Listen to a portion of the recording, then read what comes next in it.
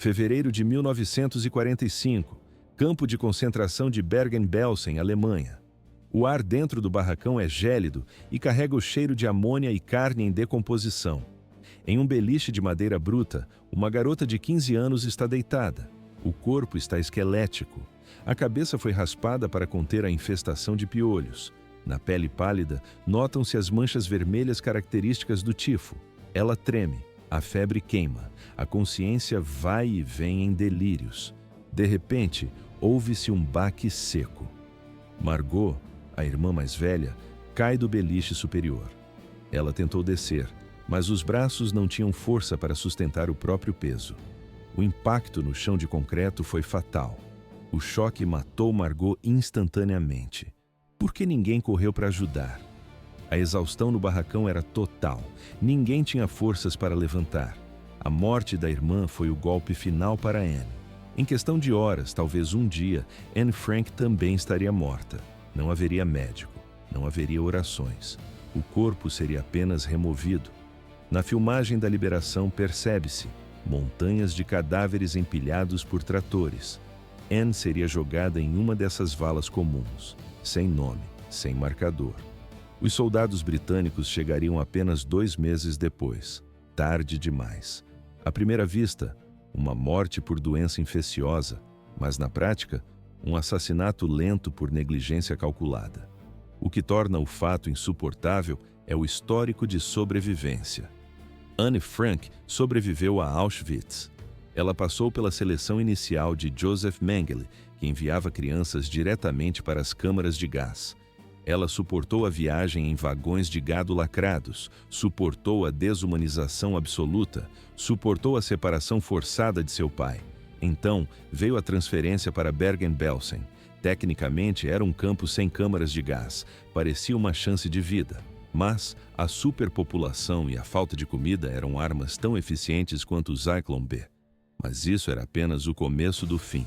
A trajetória da garota brilhante de 13 anos, que escrevia esperanças em um diário, foi interrompida de forma bruta. Ela se tornou um cadáver anônimo, vítima da fome e do tifo, semanas antes da liberdade chegar. O Holocausto não matou apenas com gás, matou com o frio e o esquecimento. Aqui a história foi interrompida.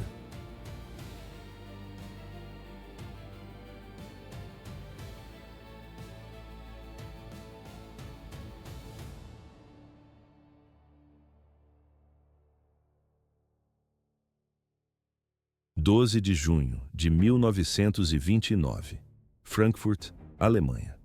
Foi nessa data que Anneliese Marie Frank nasceu. Por que a família Frank parecia tão segura? Eles tinham dinheiro, status e raízes profundas na cidade. Mas a estabilidade financeira não pararia o que estava por vir. O pai, Otto Frank, vinha de uma dinastia de banqueiros.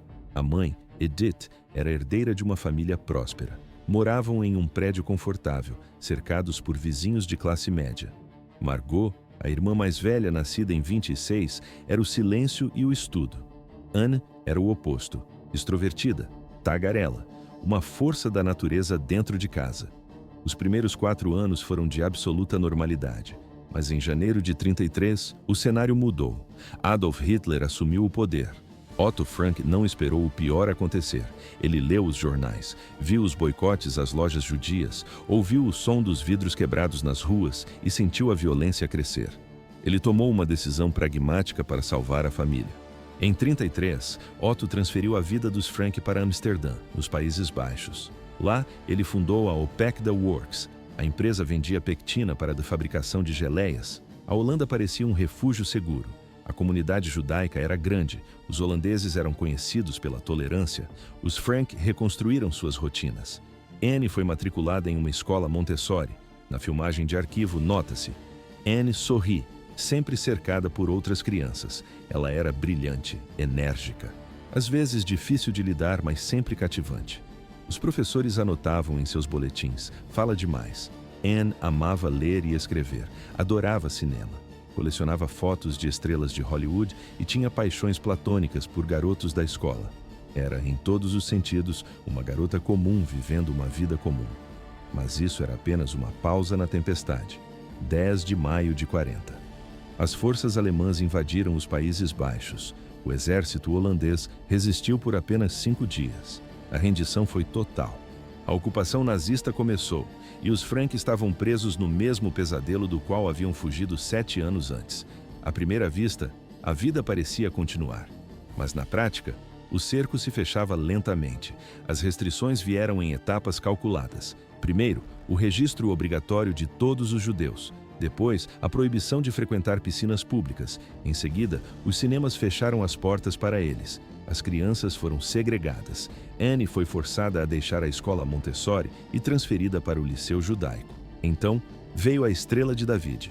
O tecido amarelo costurado na roupa, um alvo visível em público. A cada mês, uma nova humilhação.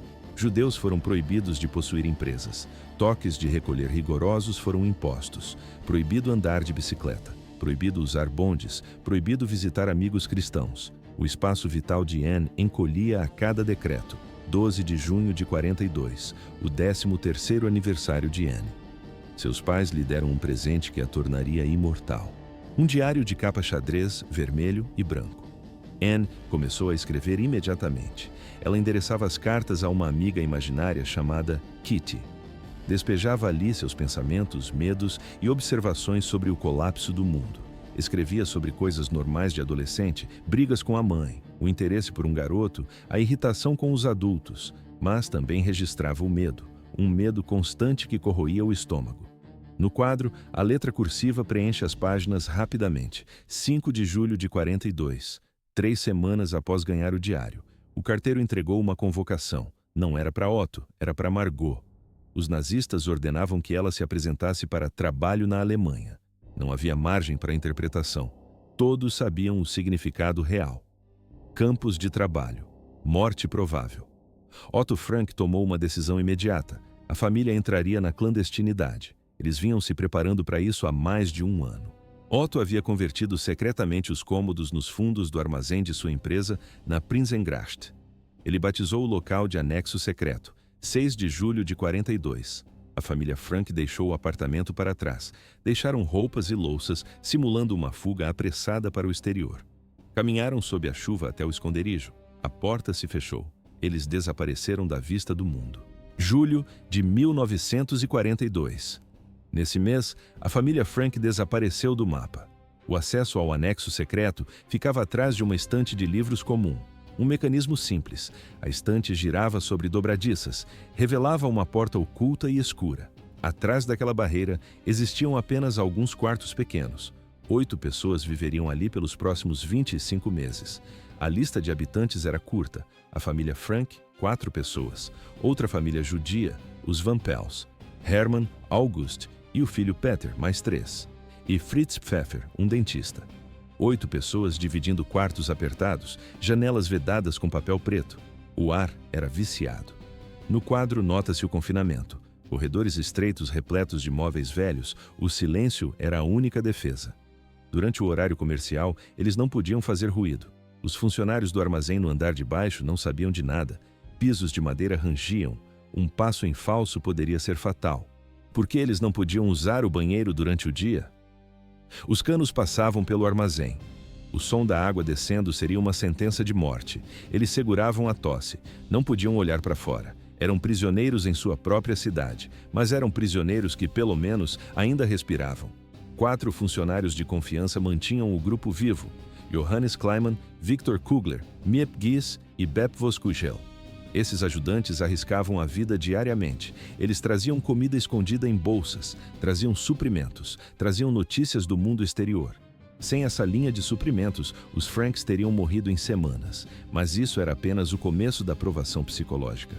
Anne documentou tudo em seu diário. A tensão constante, as brigas mesquinhas que explodiam quando pessoas vivem sem privacidade, o relacionamento complicado com a mãe, a atração crescente pelo jovem Peter Van Pels. À primeira vista, anotações de uma adolescente, mas na prática, um registro brutal do confinamento humano. Ela sonhava em ser escritora após a guerra. Suas observações sobre a natureza humana eram cirúrgicas. Anne capturava os detalhes mundanos da vida escondida e o terror existencial de ser caçada. 28 de março de 1944. Anne ouviu uma transmissão de rádio. O ministro da Educação holandês falava de Londres, do exílio.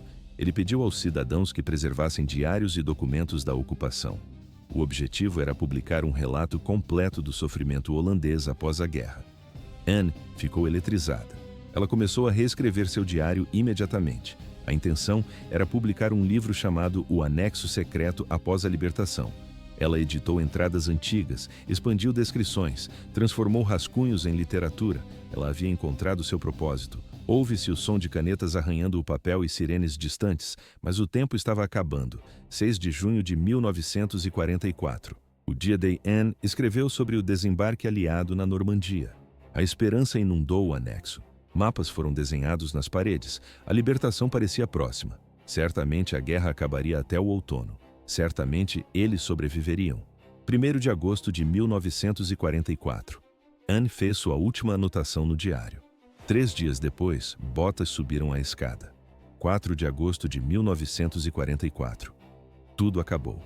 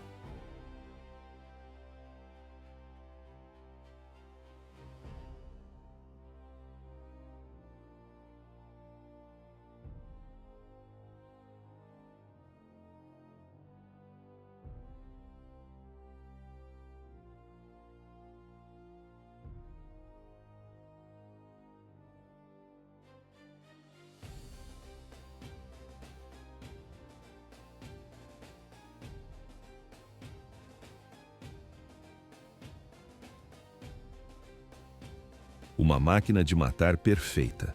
Essa era a definição de Auschwitz, a engrenagem mais letal já construída pelos nazistas. Como decidir quem vive e quem morre em segundos? Os médicos da SS não hesitavam. Um movimento de mão para a direita significava trabalho escravo. Um movimento para a esquerda significava as câmaras de gás, morte imediata. Na plataforma, o caos imperava. Gritos, cães latindo, o cheiro de fumaça densa no ar. Anne tinha apenas 15 anos, mas ela era alta para a idade. Isso salvou sua vida naquele momento. Ela passou na seleção. Margot também passou. A mãe, Edith, foi enviada para a fila da direita, mas a família não permaneceu unida. Otto Frank não foi enviado para a câmara de gás, mas o protocolo era rígido. Homens e mulheres eram separados imediatamente. Ele foi empurrado para o campo masculino. Não houve despedidas longas. Otto nunca mais veria sua esposa e suas filhas. À primeira vista, um procedimento sanitário. Mas na prática, a destruição sistemática da identidade humana. As 3 mulheres Frank entraram no processo de desumanização. Suas roupas foram arrancadas, ficaram nuas diante dos guardas, foram submetidas a banhos gelados de desinfecção. Então vieram as navalhas. O lindo cabelo escuro de Anne, do qual ela tanto se orgulhava, caiu no chão de concreto. Em minutos, ela estava careca. Na filmagem de arquivo, nota-se a agulha da tatuagem perfurando a pele dos prisioneiros em ritmo industrial. Anne recebeu um número no braço. Ela deixou de ser uma pessoa. Tornou-se apenas mais uma cifra no sistema nazista. O objetivo era quebrar o espírito antes mesmo do corpo. Muitos desistiam ali mesmo, paralisados pelo choque. Mas Anne sobreviveu ao trauma inicial. Ela, Margot e Edith foram jogadas nos barracões da seção feminina de Birkenau. Não havia descanso. Foram forçadas ao trabalho pesado. Carregavam pedras, cavavam valas, moviam cargas inúteis apenas para gastar energia. A SS inventava tarefas sem sentido para exaurir os prisioneiros até a morte. A comida mal sustentava um corpo em repouso, muito menos um corpo em trabalho forçado. Sopa rala, quase água, uma crosta de pão seco. Os prisioneiros aprenderam rápido. Sobreviver exigia roubar comida extra ou formar alianças perigosas. Mas isso era apenas o começo. Anne mostrou uma resiliência impressionante. Vários sobreviventes testemunharam sua conduta. Ela não apenas cuidava de si mesma. Ela ajudava a cuidar de outros prisioneiros, especialmente das crianças mais novas. No meio do inferno, ela manteve a humanidade intacta. Porém, Auschwitz não foi projetado para a sobrevivência a longo prazo. A expectativa de vida média de um prisioneiro era de apenas 3 meses. O trabalho escravo, a fome crônica, as doenças e a violência aleatória dos guardas cobravam seu preço. O corpo humano colapsava com eficiência implacável. O outono chegou. No leste, as forças soviéticas avançavam rapidamente. A SS precisava evacuar os campos que estavam no caminho do Exército Vermelho. 1º de novembro de 1944. Uma nova seleção foi feita. Anne e Margot foram escolhidas para o transporte. O destino era o campo de concentração de Bergen-Belsen, no norte da Alemanha. Edith não foi selecionada. Ela permaneceu sozinha em Auschwitz. A câmera registra vagões de gado lotados partindo para o horizonte cinzento. Anne e Margot nunca mais viram a mãe. Edith Frank morreu em Auschwitz no dia 6 de janeiro de 1945. O laudo apontava inanição e exaustão. Mas a verdade era mais simples. Ela desistiu de viver depois que suas filhas foram levadas. Semanas depois, o cenário mudou. Otto Frank sobreviveu. Ele foi libertado pelas forças soviéticas em janeiro de 1945. Ouve-se o barulho dos portões sendo derrubados e a confusão da libertação. Mas a liberdade tinha um gosto amargo. Otto não sabia que sua esposa já estava morta. Ele não sabia para onde suas filhas tinham sido enviadas. Durante meses após a libertação, ele viveu em um limbo agonizante. Escrevia cartas frenéticas, checava obsessivamente as listas da Cruz Vermelha. Ele se agarrava a qualquer esperança de que elas tivessem sobrevivido em algum lugar. Mas o silêncio era a única resposta.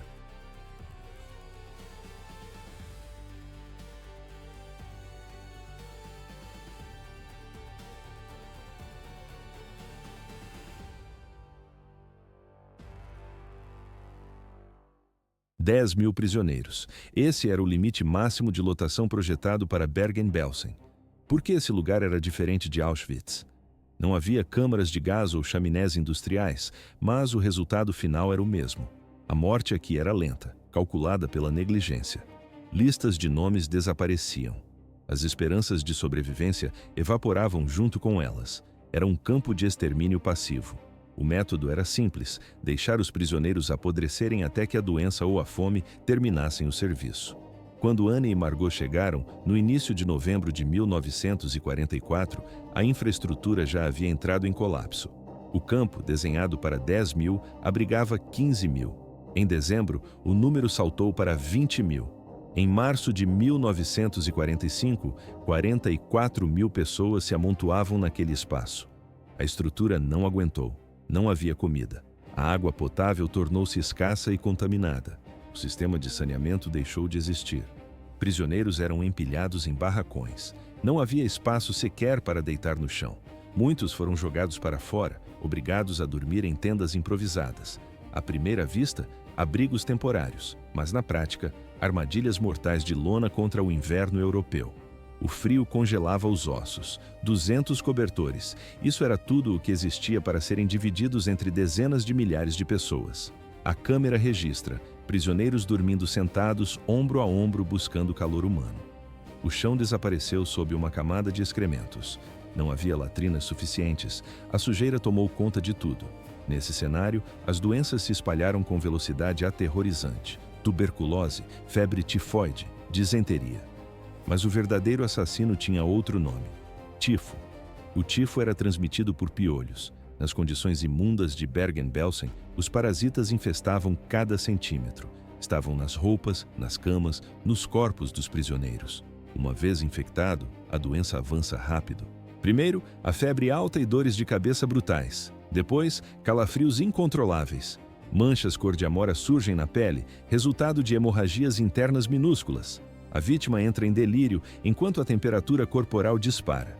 É uma luta violenta entre a vida e a morte que dura de 2 a 3 semanas. Sem tratamento, a taxa de mortalidade variava entre 40% e 60%. Em Bergen-Belsen, o tratamento era inexistente. Janeiro de 1945. A epidemia explodiu. Centenas de pessoas morriam todos os dias. Fevereiro. O número subiu para 300 mortes diárias. Março. Mais de 1.000 cadáveres eram recolhidos a cada 24 horas. O campo não conseguia enterrar seus mortos. No quadro, pilhas de corpos apodrecendo a céu aberto, espalhando ainda mais a infecção. Anne e Margot foram alojadas na pior seção do campo, sem barracão de madeira. Apenas uma tenda furada e uma vala aberta servindo de latrina. Não havia aquecimento, não havia água limpa. A comida era quase nula. Dezembro de 1944. Ruth Weiner, uma conhecida de Amsterdã, avistou Anne. O fato foi registrado em um diário. Anne e Margot Frank no outro campo. Mas isso era apenas o começo do fim. Entre o final de janeiro e o início de fevereiro, Anne teve um breve reencontro. Ela localizou 2 amigas de infância, Hanneli Goslar e Nanette Blitz. As garotas estavam presas em uma seção diferente, separadas por uma barreira física. Visualiza-se na cena, uma cerca alta de arame farpado dividindo as prisioneiras. Elas conversaram através da grade. O choque das amigas foi imediato. Anne estava irreconhecível, careca com a cabeça raspada devido aos piolhos, emaciada. A pele estava esticada sobre o esqueleto. Ela tremia sem parar, uma mistura de frio intenso e febre do tifo. Nanette descreveu o momento como indescritível. Anne contou que sua mãe estava morta. Acreditava que o pai também havia morrido, embora Otto Frank estivesse vivo em Auschwitz. Ela se sentia completamente sozinha no mundo. Mas, mesmo naquele estado terminal, a mente de Anne trabalhava. Ela falou sobre seu diário. Disse a Hanneli que queria transformar seus escritos em um livro quando a guerra acabasse. Ainda existia esperança. Ela ainda acreditava que poderia sair dali. Essa foi a última vez que alguém viu Anne Frank viva e lúcida. Início de fevereiro. Ambas as irmãs apresentavam os sintomas clássicos do tifo: a febre, as manchas na pele, o delírio febril. Testemunhas confirmaram a cronologia. Uma vez que os sintomas apareciam, a morte costumava chegar em 12 dias. Martha Van Collum, outra amiga, arremessou um pacote de comida por cima do arame farpado. Margot já estava fraca demais. Não conseguiu levantar para ir até a cerca. Rachel Van Immeringen viu as irmãs no início de fevereiro. Elas estavam lá. Um dia, simplesmente desapareceram. 41 graus de febre. O termômetro teria marcado exatamente isso nos últimos dias. O corpo de Anne Frank ardia. Um dia, elas simplesmente não estavam mais lá. Essa frase resume o desaparecimento. Elas sumiram no meio da massa de prisioneiros moribundos, porque ninguém registrou o momento exato da morte. O campo estava em colapso total, mas o processo biológico é claro. Baseado em testemunhos de sobreviventes e conhecimento médico sobre o tifo, o final foi brutal. A dor de cabeça seria excruciante. Não era apenas uma enxaqueca, era uma pressão esmagadora no crânio. Anne estava fraca demais para ficar em pé. Até sentar exigia um esforço sobre-humano.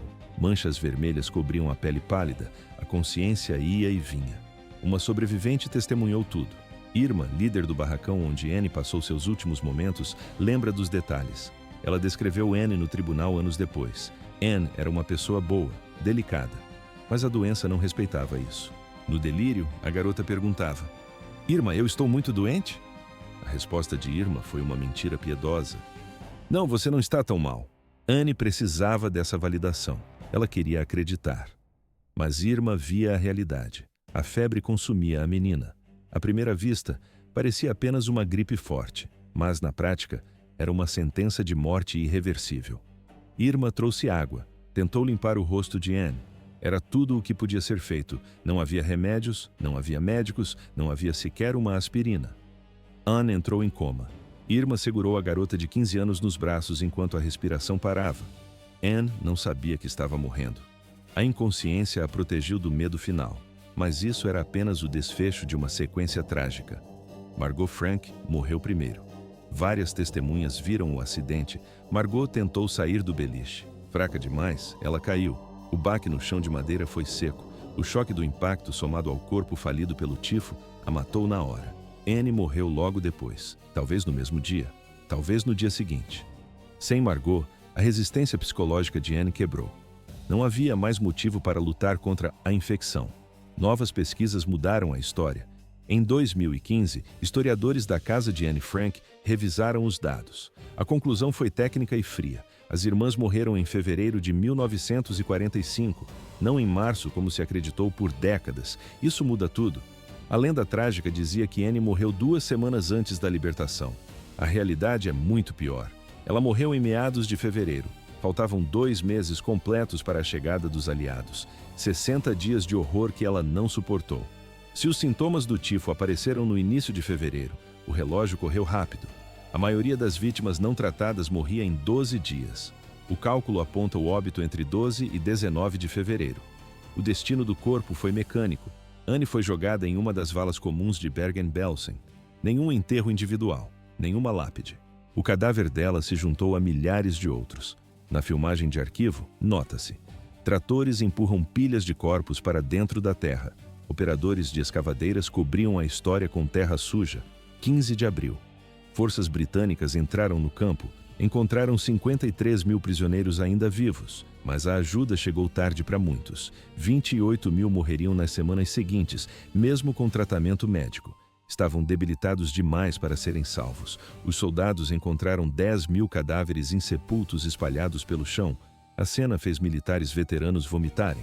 O cheiro de decomposição impregnava os uniformes. Montanhas de cadáveres esqueléticos bloqueavam os caminhos. No quadro, sobreviventes vagam como espectros, olhos fundos, pele colada aos ossos. O tifo estava em toda parte, não havia margem para erro sanitário. Os britânicos obrigaram os guardas da SS a recolherem os mortos. Milhares de corpos foram empurrados para fossas gigantescas. Depois veio a solução final para esta doença: lança-chamas. O campo inteiro foi incendiado. Era a única forma de impedir que o tifo se espalhasse pela Europa. Cada barracão foi consumido pelo fogo.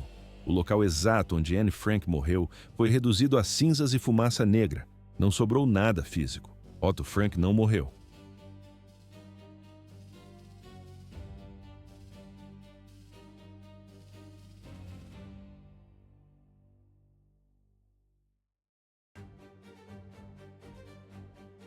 (18 de julho de 1945).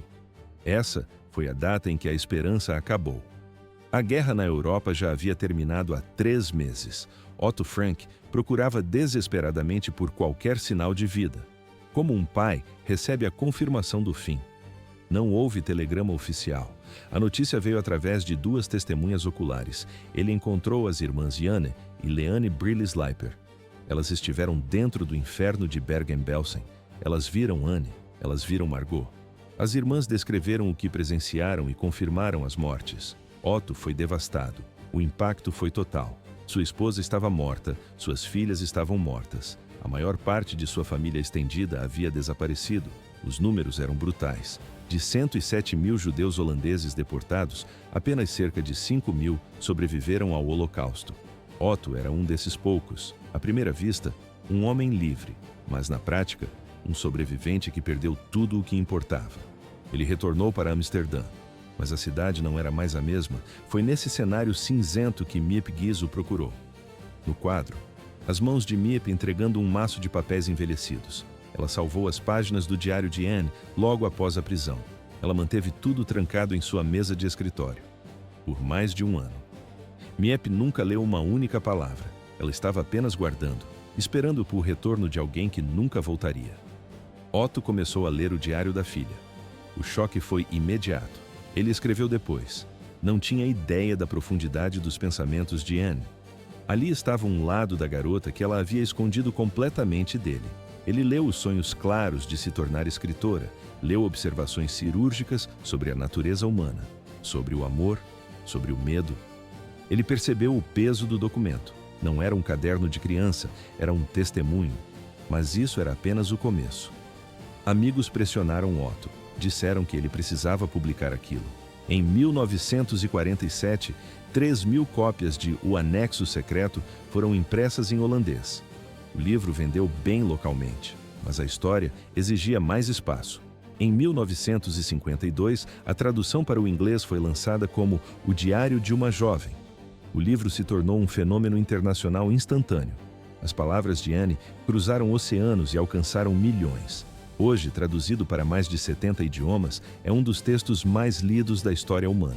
O esconderijo, o Anexo Secreto, virou museu em 1960.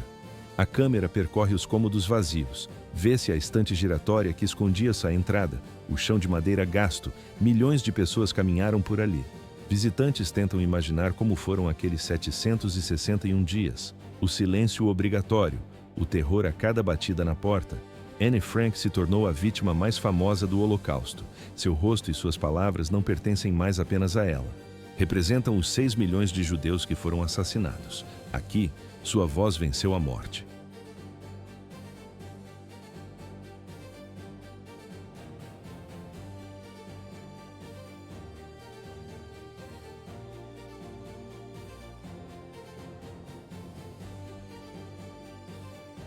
$50.000 mortos. Esse é o saldo final de apenas um campo de concentração. Mas o que torna a morte de Anne Frank perturbadora não é o número, é a banalidade. Por que a história dela incomoda tanto? Não houve execução dramática, não houve seleção para a câmara de gás. O que a matou foi o descaso calculado. Bergen-Belsen não precisava de monóxido de carbono ou Zyklon B. A infraestrutura do campo era a própria arma. O método nazista era simples: superlotação extrema. Corte o fornecimento de água limpa, reduza a comida a migalhas, deixe as bactérias fazerem o trabalho sujo. À primeira vista, um campo de prisioneiros comum, mas na prática, um incubadouro biológico de morte. 50.000 pessoas morreram ali. Anne Frank foi apenas uma estatística no meio da pilha. Para os guardas da SS, ela era tão insignificante que a morte sequer foi registrada. Não existe certidão de óbito, não existe hora marcada. Nunca se saberá a data exata em que o coração dela parou. Também não existe túmulo. O corpo foi arrastado para fora do barracão. Foi jogado em uma das valas comuns de Bergen-Belsen. Está misturado a milhares de outros esqueletos anônimos, indistinguível, sem nome. A menina que o mundo conhece pelo diário morreu muito antes de seu corpo físico desistir. Foi um processo de erosão lento. Durou 3 anos. Primeiro, perdeu a liberdade ao entrar no anexo secreto. Depois, perdeu a infância quando o medo de ser descoberta paralisou seus dias. Em Auschwitz, perdeu a identidade. A cabeça foi raspada. O nome foi trocado por uma tatuagem no braço. Perdeu a família quando foram separados na plataforma de trem. Mas o pior veio depois. O tifo consumiu o corpo dela de dentro para fora. A febre alta provocava delírios constantes. Ela perdeu a esperança enquanto agonizava na sujeira de Bergen-Belsen. Fevereiro de 1945. 15 anos de idade, careca, esquelética, tremendo nos braços de uma estranha que não tinha remédios para oferecer. O que torna essa tragédia universal é a quantidade de erros. Tudo poderia ter sido evitado. Se a Holanda não tivesse sido ocupada, se o informante não tivesse traído o esconderijo, se a família tivesse conseguido o visto de imigração antes das fronteiras fecharem, se ela tivesse embarcado em outro trem. Mas isso era apenas o começo do C. Se o campo tivesse o mínimo de saneamento básico, ela teria sobrevivido. Se as forças britânicas tivessem rompido as linhas alemãs 8 semanas antes, ela estaria viva. Mas a história não trabalha com hipóteses. Nenhum desses cenários aconteceu. Em vez disso, uma escritora promissora morreu como um animal doente. Foi descartada em uma cova aberta. A única razão para o mundo saber o nome dela é Otto Frank. O pai sobreviveu. Ele decidiu publicar os escritos da filha. Sem a determinação de Otto, Anne seria apenas mais um cadáver não identificado na Baixa Saxônia. Apenas mais um corpo na lama. Isso define a essência do Holocausto. Não eram apenas fuzilamentos e gás tóxico.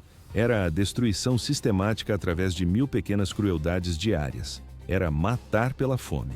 Era negar um copo d'água. Era empilhar seres humanos em espaços minúsculos até que o contágio fosse inevitável. Era transformar pessoas em números e depois apagar os números. No registro de arquivo nota-se: a devastação é total. Não há cores, apenas cinza e preto. Ouve-se apenas o vento e o som de caminhões militares. A eficiência do extermínio chocou os veteranos de guerra. Quando os soldados britânicos finalmente liberaram Bergen-Belsen, encontraram o apocalipse. 10.000 cadáveres apodreciam a céu aberto. 28.000 sobreviventes ainda respiravam, mas estavam tão danificados que a medicina não podia salvá-los. Anne Frank foi uma das 11 milhões de vítimas totais do regime nazista. Mas ela não era um número. Era uma garota que gostava de cinema, tinha paixões adolescentes, discutia com a mãe. No dia 15 de julho de 1944, ela escreveu uma frase famosa: "Apesar de tudo, ainda acredito que as pessoas são boas de coração." Ela escreveu isso semanas antes da SS arrombar a porta do anexo. Ela manteve a esperança cercada pelo mal absoluto. Planejou um futuro que nunca chegaria. A realidade foi brutal. Ela morreu delirando em uma barraca infestada de piolhos. Provavelmente não sabia que a libertação estava a 2 meses de distância. A crueldade desse timing é absoluta. O desperdício de uma vida jovem é total. Na imagem de época, percebe-se: tratores empurram corpos para as valas. Os soldados usam lenços no rosto para suportar o cheiro. Ali, no meio daquela massa anônima, estava Anne. Essa não é apenas a história dela, é a história de cada criança assassinada antes de crescer. Cada pessoa reduzida a cinzas e esquecimento. Como honrar as vítimas que não deixaram diários? Como lembrar daqueles que não tiveram um pai sobrevivente para contar a história? Deixem nos comentários quais outros eventos históricos precisam ser contados. Inscrevam-se no canal. Essas histórias importam. Anne Frank importa. Genocídio não é apenas uma palavra nos livros de história. Nós contamos isso não para causar tristeza, mas para garantir a memória. Para ser testemunha ocular do passado, para que nunca mais não seja apenas um slogan vazio. O fato concreto é este: o diário de Anne Frank sobreviveu, mas Anne Frank não. As palavras dela são eternas, mas a autora morreu aos 15 anos coberta de feridas de tifo. Sanitizar essa história é um erro. Transformar a morte dela em uma lição de moral bonita é desonrar a vítima. Ela merece a verdade nua e crua. A morte de Anne Frank foi suja, dolorosa e absolutamente inútil, assim como cada morte no Holocausto. Aqui a história foi interrompida.